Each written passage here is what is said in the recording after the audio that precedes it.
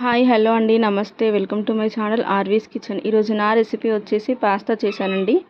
ఏం లేదు, సింపుల్గా ఒక గిన్నెలో వాటర్ తీసుకొని స్టవ్ ఆన్ చేసుకొని ఇందులో కొద్దిగా సాల్ట్ అలాగే ఆయిల్ వేసుకొని మరిగించుకోవాలి.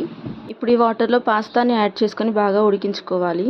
ఒక 80% ఉడికించుకున్నాక ఒకసారి ఉడికిందా లేదా చెక్ చేసుకొని వాటర్ లేకుండా ఒక గిన్నెలోకి తీసుకొని పక్కకి పెట్టుకోవాలి. ఇప్పుడు ఒక ప్యాన్ తీసుకొని దాంట్లో 2 టేబుల్ స్పూన్ల వరకు ఆయిల్ వేసుకోవాలి.